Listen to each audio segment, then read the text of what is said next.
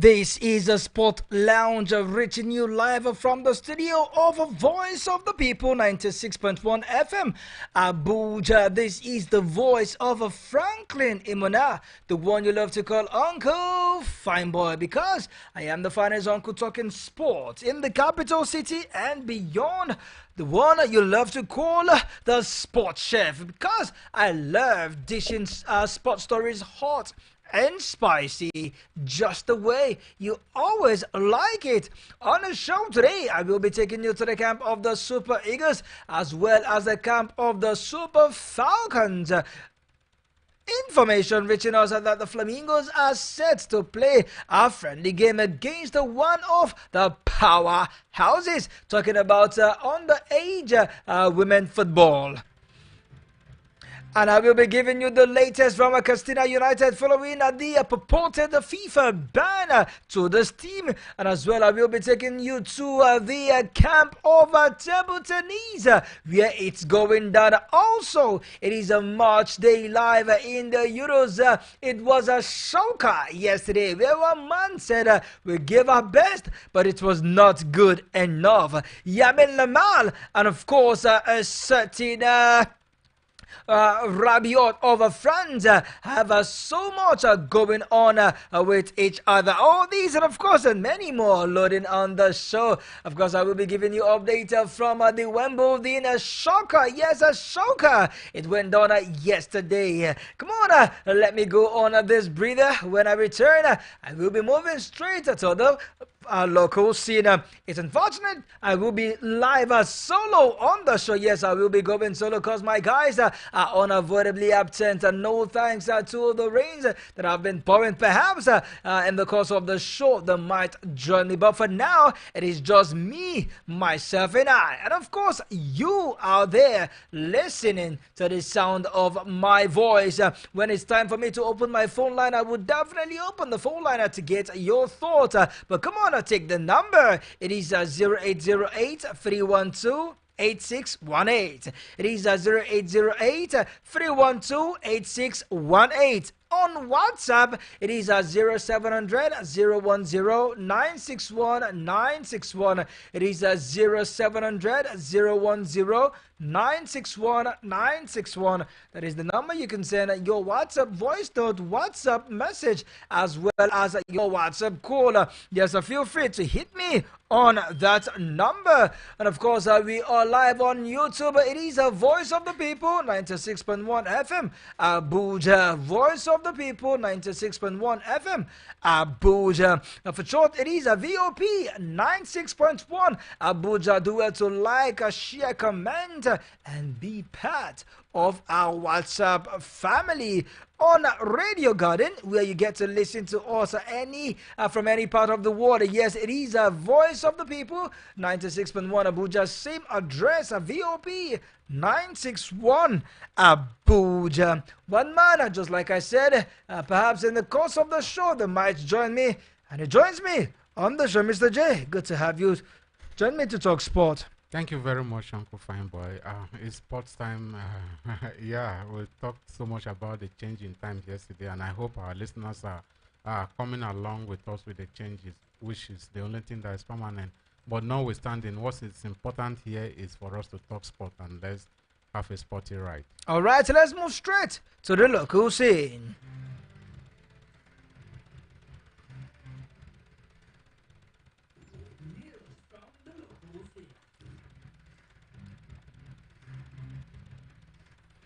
All right, so let's begin from the world of table tennis, as we hear that the Nigerian table tennis sensation Kadri Aruna is among the prominent players who will spearhead the team made up of a strong lineup for the Ultimate Table Tennis 2024 Players Draft in Mumbai, India, on Wednesday, the 10th of July. It has today world number 10 Romania Benedetta scores rising Indian peddler Srijaj Akula is on the top stars.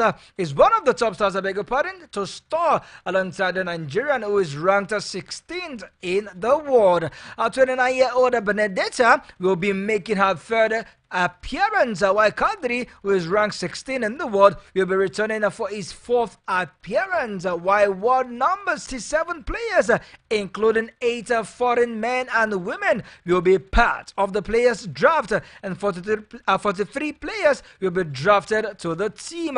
World number 24, Srijaj, who recently created history by becoming the country's first paddler to win a WTT Contenders singles title, will be the key attraction among Indians. Yet again, Kadri Aruna makes the quarter for the Mumbai Masters right there that will be going down in India. The draft was made public today, and yet again the flag of Nigeria will be flying in Mumbai. Mr. J. Table Tennis have got us with our own ready to soar. Yeah, definitely. I think it's a good one coming to us that the world has once again come to recognize Nigeria in the game of table tennis.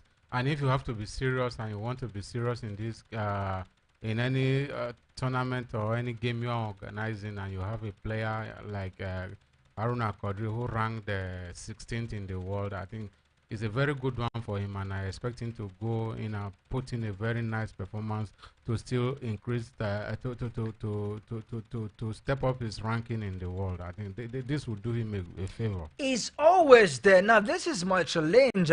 When we talk about tennis in the world, a certain name will always ring a bell, and that is Haruna Kadri.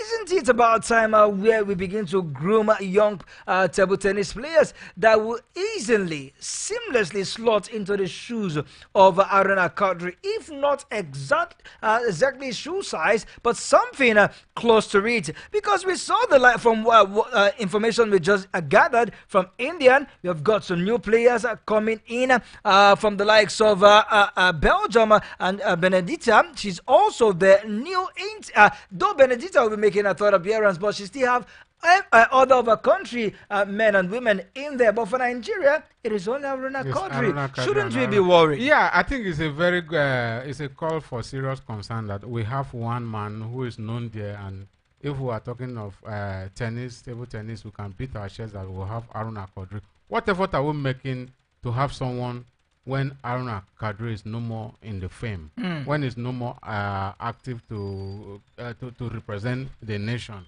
I think we should be able to, we should look outside the box and then put in a better home preparation. Because if you ask me, we'll have players out there. All we need is grooming, and it takes someone with the right mindset, with the right call to come up with grooming the raw talents available here in Nigeria. All right, we continue to see how we can get the best of our table tennis players right there up in the field.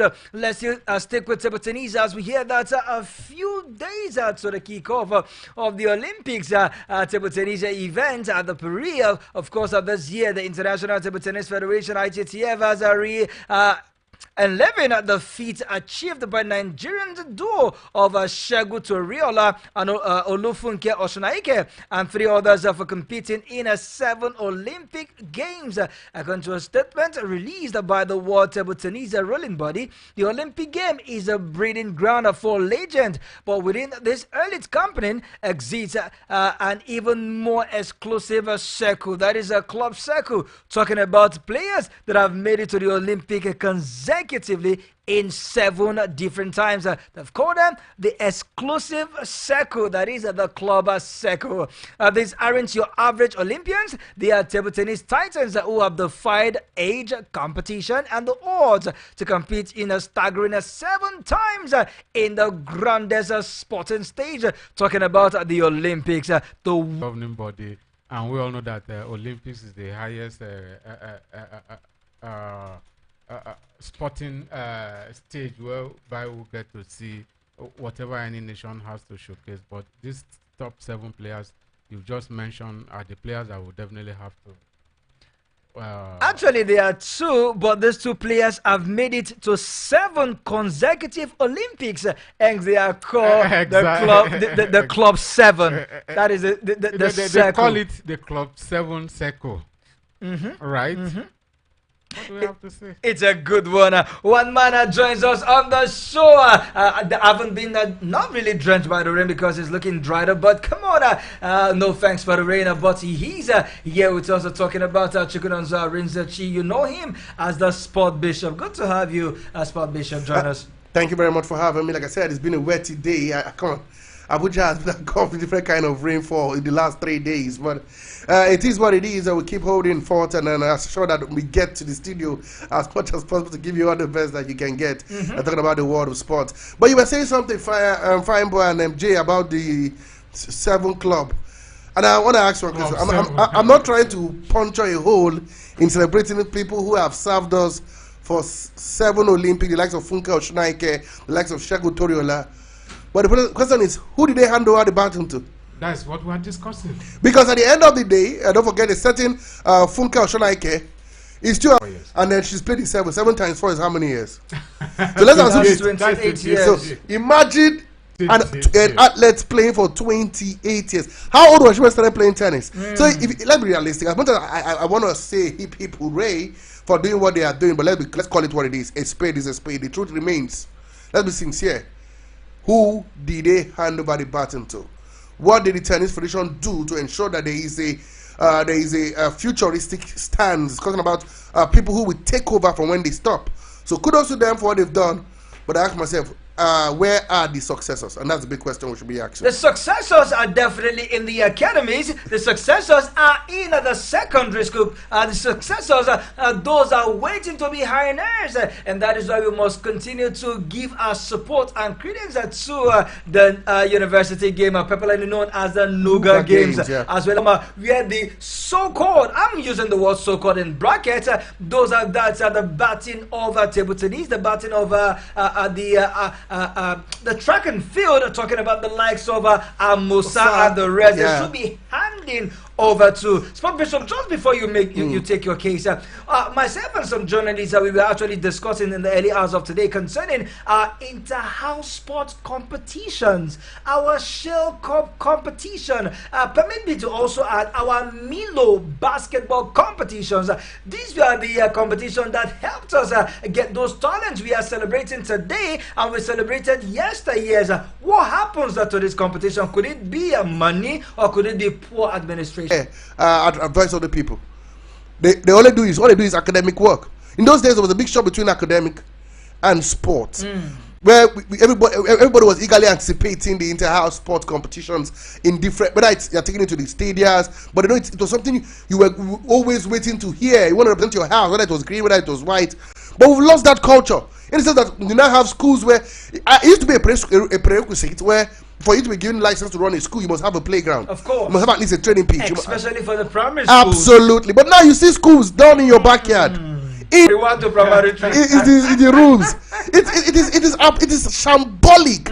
How do you and maybe the next top global Mosun, the next Haruna Kwadi is seated in that room, but he can't explore himself because he's been told he should read his book and focus on his education, and that's the only way he can. Because he's the leader of tomorrow. Oh, I'll scratch that. I think we are leaders of now. He has to be now, if you ask me. So tomorrow that will never come. Exactly. So he has to be leaders of now. So for me, we need to go back to a situation where we begin to have that bromance of school and sport. And if, no matter how many sponsors that come, if we don't have the imagine I want to host a sport event and your school has already. How do I don't put my money? You put it on something else. Now. Sorry.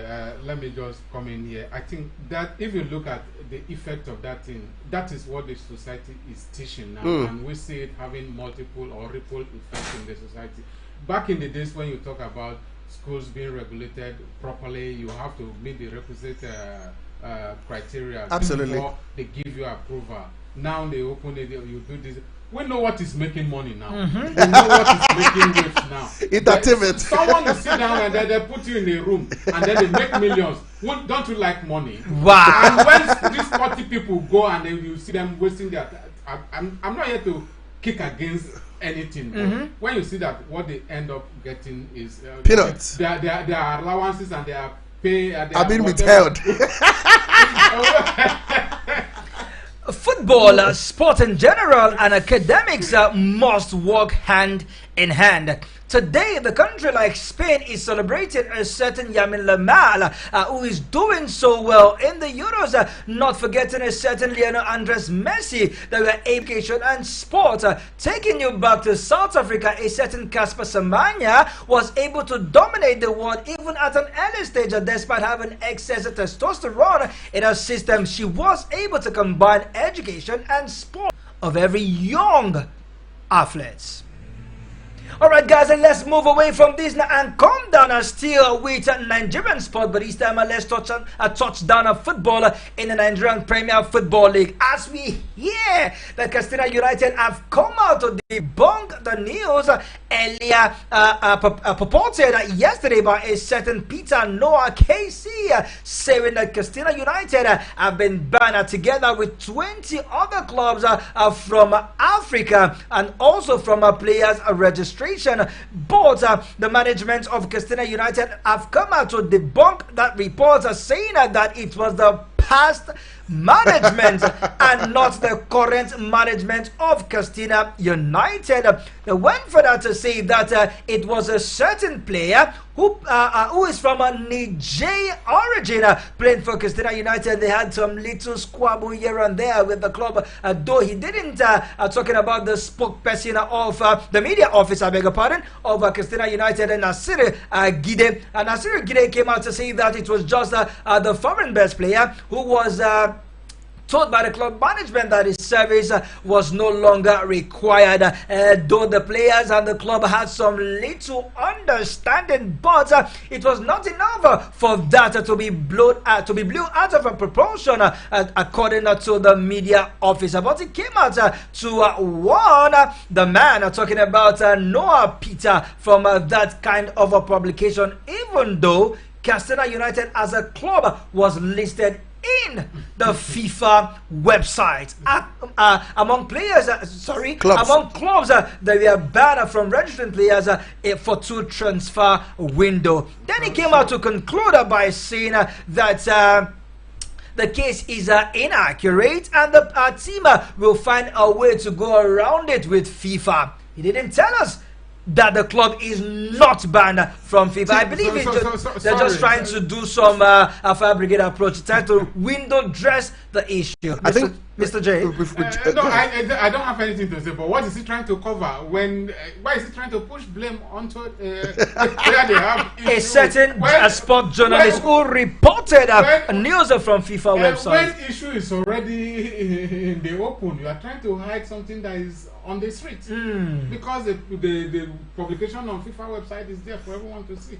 For me, it's just like you trying to play. It's like politics now, playing your past administration for all the bad words. Come on, it's come on. There's no, it doesn't hold water. There's no evidence. The guy who created the publication got evidence from the FIFA website. Absolutely. And he said you're banned for three transfer windows. So means 2 transfer windows. Two transfer windows. So what does it mean? It's simple. If you have anything that against him, bring out your evidence. There's no evidence. It's not hearsay. Okay, you just want to try to calm the nerve of the government of Katsina and say, "No worry, we are in charge." We're saying that this current administration has done all the issues with players. Why did they try to recall a player who they had let go if nothing was going wrong? Is it not this current management administration that is calling the player back? Let's be sincere. Like I said, it's just trying to play smart, but we know the issue. Just clean your house. If you have owed any player, talk to the player. If you have terminated any contract unjustly, look for how to pay up the player's contract. And FIFA will let you go off the hook. It's simple. The other names mentioned are top class teams. TP Mazembe, they will clear their house very soon. They will pay all the guys that have terminated their contract without paying, and they will move on. So what they should be doing is, instead of wasting their energy trying to convince you who already have proof from the FIFA, it's just going to get those players who they feel have been agreed, who have written to FIFA, and say, okay, sorry, we terminated your contract unjustly. We cannot pay you all at once, but we'll pay you in so manner, and allow the guy to sign a deal, and you pass it on to FIFA, and they let you off the hook. It's simple logic, not all this, man. I was quite disappointed when I saw Katsina do this. They were trying to play damage limitation when it has already been damaged. It's absolutely rubbish. Absolutely rubbish. I think that word is quite heavy from the sport, Bishop, but I can understand it's a burst of emotion. I know we are passionate about this game. We are passionate about our league, and we are passionate about how do you sell the MPFL we getting news like this? That's the big question. All we do is sell the league. Cheta, who has come out to tell the club, please terminate my contract because I cannot stand this insult, abuse, and assault from the club, as well as the club secretary, Mr. Ahmed Abdurrahman, who was reported that he attacked him physically. With slaps. Yes, slaps. Until it was broken. Talking about the physical confrontation, it was broken by players and, of course, some members of the club. Echeta would join the 2022 champions from Bendel Insurance before the start of last season. And with a year left in his deal, he said that the hostile conduct of the club secretary had made it impossible for him to continue his professional duties with the club. Now, this is how it all started, guys. It happened in a game last season where Echeta was substituted, which they eventually lost by 2-0. Now, he came out to say that following his substitution, he was approached by the club secretary, Mr. Ahmed Abdurrahman, who directed uncomplimentary remarks about his performance. And that remark quickly escalated into a physical confrontation. Despite his attempt to de-escalate the situation, Abdurrahman slapped him, causing pain. Even after the match, he went on to grab his shirt, talking about the secretary now, grabbing the shirt of a deputy Cheta in the dressing room before several teammates and officials held him. The incident was witnessed by several team members and staff present on the sidelines and in the dressing room. Guys, should a club administrator in a person of men towards him, and then it resulted to a physical confrontation? If not for the players as well as other club members that were there, who knows? Somebody might just be in the hospital at this moment. And with that, he says, please terminate my contract. I think for me, it's about it's a reason why we need to look into ourselves and quarterfinals. Deputy Cheta is not a new name when it comes to the MPFL. He's been there a long time, servants of the club. And then you are, as a secretary of a club, have, going to a fisticuff with a player. No matter what, say no. The worst you can do is terminate his contract, give him a fine if he's done something wrong. But you don't go physical. See, we know this blue blood didn't start today. It started a long time ago when the issue started, and I was surprised all players you can have issue with deputy. It's like Aimba, having problem with the team that won when the guys who the opener one who was there for so long a time, was like over 6-7 years. You now have problem because of maybe some issues. This guy has given his heart out for Rivers United. There was no time. There was a time you couldn't call Rivers United without calling deputy Cheta. Absolutely. That was how good he was. And there's a time that Rivers United will finish a match day game, and then you look at the goal scorers and look for a certain deputy Cheta. Absolutely. Every month he's always on the nomination list for the best player of the month. How did he go, sir? Like I said, they say all his friends were in love. It looks like there's no a permanent friend like in football and in politics. Because I don't understand how you go from being the hero to zero. And for me, like I said, the boy has cried out. He wants his contract terminated. Terminate his contract. He doesn't want you to even pay him off anymore. It's enough. Mr. J, he said that after the slap and the physical assault, the next day he was bleeding. So what? And this report can be confirmed by his fellow teammates and members of the club. And we hear that not only it was well circulated, the news was well over, it was over everywhere. Of course. And I'm like, what's going on? The only thing I can say is it's a shame on our part, on the part of our footballing, on the part of our management of club sites in Nigeria. No, let's be specific. Say Rivers United. The likes of Remo Stars, you hardly hear things like this. Let's be specific. Let's not generalize. For God's sake, how can we be trying to put ourselves in a world map, in a global stage, and we're having this kind of attitude, behavior between a club manager, management, and a member of the club? For me, it's a no. I don't know how to. See, I'll just say one more thing. Who are the biggest actors when it comes to football? The players, of course. Players. If they're not respected, we have no game. Players. We have no game, man. We have no game.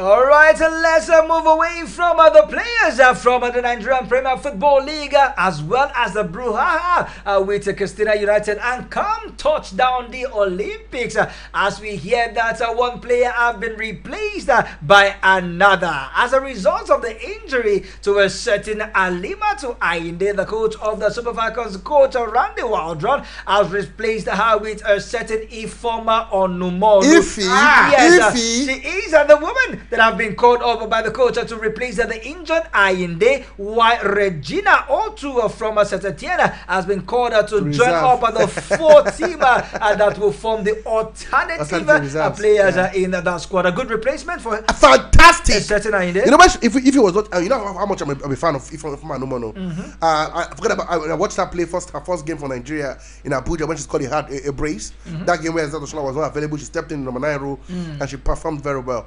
Since that day, I think I fallen in love with her and the way she plays. I'm a big fan of the way she carries herself. And a lot of people had give her a lot of sticks when she was playing for the AFCON. I said, when you take away this lady, what you see, you've got someone who gives you is a target. She's a target player, a target man who can do a little bit of everything. She can hold up play. She can run at you. She can get past players. She got a fleet foot. Her finishing is quite it's very good. Maybe not excellent, but very good as well. And the girls go. So I was quite surprised that she couldn't make it to the 18-man. When I saw that she was one who replaced Alimatu, who I think will be a big miss for Alimatu. I think she'll be a solid defensive. African Cup of Nations winner for the women. But come on. Anyone who has shown that she can step up. What it does is that Christy Uchewe will now, and other players in Abiodun will have to now step up the plate and do the defensive duty. So I'm really happy for Ify, a big fan of Ify, and I think to me it's a big one for her. I'm really happy. When I got the news earlier this morning, I was jumping on my bed. I was like, wow. And that's how you're not excited. That was how interesting it was for Mr. J, me. I know you will be excited with this news as we hear that a certain Azizat Oshola has touched down at the camp of the Super Falcons far away in Sevilla, bringing the numbers to 17 in camp. Mr. J, at least Agbabola is in town. She's in town.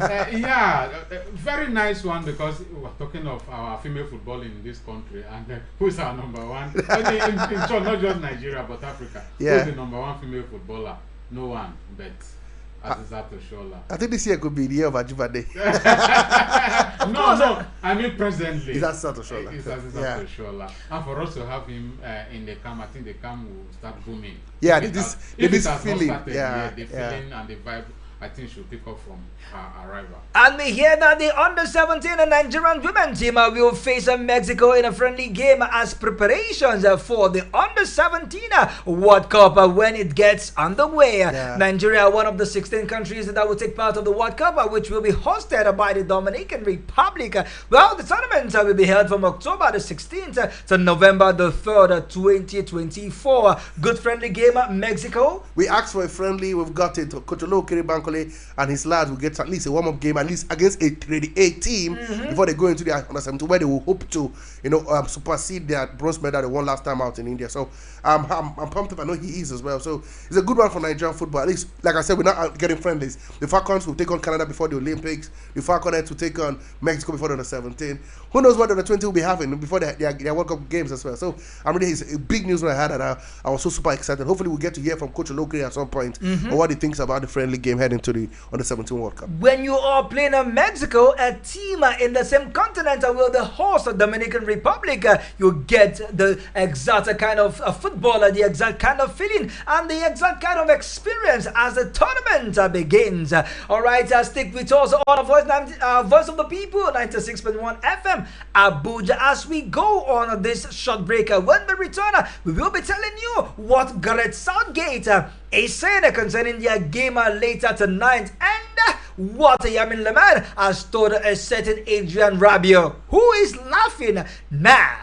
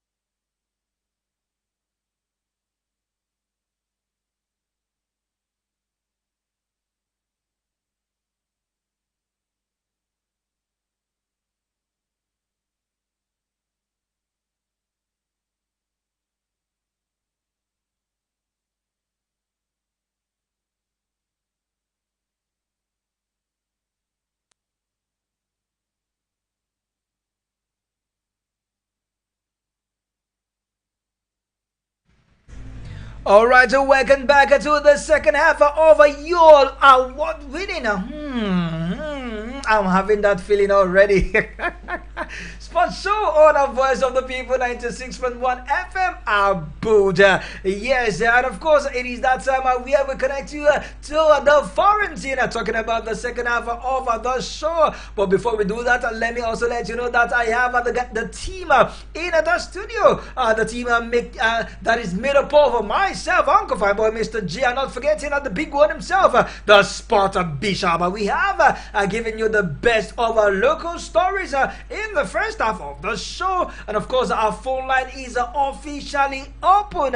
Feel free to start calling us on the studio line 0808 312 8618 0808 312-8618. That is the number you can reach us live on the show. But on WhatsApp, it is 0700 010 961 961.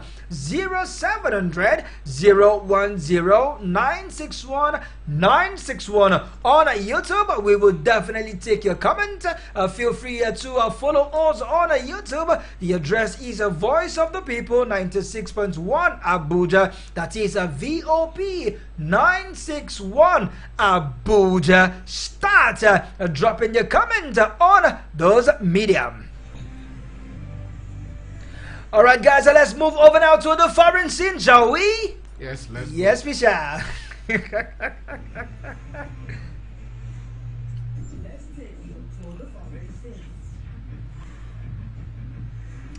Even if he's injured, I am going to play him because he is the star man of my team. So said Lionel Scolani, as indeed he played a certain Lionel Messi in that game against Canada, and it ended in a 2-0 win for Argentina. Officially, Argentina will be playing in the final of this year Copa America. Sport Bishop, it seems as if Argentina have had an easy passage to the final, and it seems like there's no team stopping this team. No team can stop them. It shows. See, when a team has got quality, you tend to understand why. You know, I think if you look at the team playing, you understand why they are why. They haven't lost a game since the last three Copa America. They won the last edition. Now they're in the finals again. You cannot doubt quality. Look at Messi. Let me sincere Messi. Messi was not fully fit, but he found a way to score a goal in that encounter. And that is his first goal in this competition. And he also had a hand in Julian Alvarez, but he was not the one who got the assist as well. So 2-0, a factor victory against the Canadian team who looked like a banana peel. And now they're in the finals, which we know what it means. You know, when Messi sees the finals, his eyes lit up. And it could be another victory again, back-to-back Copa America victory for Messi after a long wait for the first one. Mr. J, before Argentina, according to Sport Bishop, lift that trophy, they will have to go past either Uruguay or Colombia in the semi-finals. Who do you think should play Argentina in the final? Colombia and Uruguay, yeah, in the finals. In the semi-finals. That's semi-finals for who gets to the final. Well, Uncle Fanboy, you have taken me by surprise on this. But my interest has been on the world's best, who they said, his coach said, fit or not, 10% fit, I will play him. Yeah. And he played him from the start to the end, and then he delivered. That is the reason the coach was so confident of playing him. If you have a player that you say, okay, just be 10% fit and I'll play you, and that player deliver. What do you speak of him? Very good player. But then I don't care to know whether it is Uruguay or Colombia. Whoever is coming, Lionel Messi is ready to lift this trophy once again. See, let me be sincere with you. I don't think it's Uhuru yet for Argentina. I think Canada had a great game yesterday. I was opportunity to watch my part of the game. Look at the statistics. Yes, they should be winning that game. They should be winning that game. I don't know how Canada ended up losing that game. Experience counts. Exactly. That's what Argentina has got. Exactly. The experience on the table shone like a million star. Messi became the god of himself, and the boy he brought the goods on the night. So it is what it is. But I think, see, as much as you want to say Argentina have won, I think this Uruguay team is a potential banana peel. Colombia as well are not bad. They hit 5 pounds last time they played in the quarterfinals of this competition. So it's still open. I think it's still open. I think it'll be tougher if Uruguay gets to the final. But Federico Valverde, David Nunes are still playing for that team. But still, it's not. I think whoever Argentina is still favorite, but I still think Uruguay will give them a better run for their money than a certain Colombia. Absolutely, yeah. All right, so let's move away from the from the Copa America and touch down the Euros. Mr. J. Sport Bishop, both of you said yesterday on the show that it is a time for Spain to pack their bags and baggages to go back to Madrid, but a certain 16-year-old 359 days old Lamine Yamal says otherwise. What a sublime goal is scored in the first half to draw level after a certain Colomwani has given the Blues an early lead as early as the 8th minute. He becomes the youngest player in the history of the Euros to score in a match. I think, honestly, watching that has been the best first half I've watched in this Euro this season. Okay, for you, it lived up to its expectation. Okay, but it also tells the kind of players that Spain has been able to bring up this time around. Going into that game yesterday, I couldn't but give it to France, but then they came and said, okay, we are on the field of play, not on the book or talking or on the talk. We are not on the talking pitch, we are on the playing pitch. And then they displayed it, and like you said, a lad, 16 years old, he lived. Sport Bishop. Okay. Oh, wonder. Look at the mentality of the Spanish team. After going a goal down, you saw the mentality of those players. They didn't drop their head. They didn't drop the power and the tenacity of their game. They continued pushing and haven't gotten the second goal, courtesy of a certain Danny Olmo, who has now become the first player in the history of the competition to score in 3 knockout games. Yeah. What more can we say? Sport Bishop, before you say what's on your mind, let's take this call. Hello, good evening, and welcome to the show. Good evening, Uncle Feinberg. That is my name, but I'm not alone in the show. Mr. J, good evening. Good evening. Sport Bishop, I'm greeting you. I hear you too. My name is Evidence Emmanuel. Evidence. Yes, I'm calling from Musi right now. Let's hear you, Evidence. Let me start from the Copa America. I'm so happy for my player, Julian Alvarez. He's doing well for the Argentina team. Even though Messi is taking the glory, but I still have to praise him. Messi are good. Nine the main good. And coming to you, it will say, I don't know, I don't start show from 5 I just say on a travel. Oh, apologies. Now just yesterday, it was a minute to 6, I mean 5 minutes to 6, I discovered that people have been starting the show from 5 o'clock. So today I prepare with honor. I'm talking about Thank you very much. Talking about the Euros, nothing is taking it from Spain. Spain are the winners already. I'm giving it to Spain. There's still England in the competition. England, all these overhyped players, even though they support team from England, all their players are overhyped. Yeah, they have nothing. They have nothing to stand against Spain. And sorry, going back to the Copa America, I think the three countries remaining, all the teams, they are from Argentina. Exactly. I think they are from Argentina. Yes. So, and if I should choose a team to face Argentina in the final, I would choose Colombia. It will be difficult to play against Colombia than to play against Uruguay. Because I don't see those people. Even talking about the last match yesterday in Argentina, Canada, I watched the match. Those guys no get a chance like that, sharp, but then just at least to say they score one, at least 2 goals for Inter. Argentina for reply. So I like it the way they take the game. And good luck to Argentina, good luck to Spain. All of them in the final. And they are both going to win all the competitions. Thank you. Wow. Thank you very much. Evidence all the way from Oseni with that contribution. We did appreciate it, but just come on, just like we said, we are now starting our sports show once again at 5 p.m.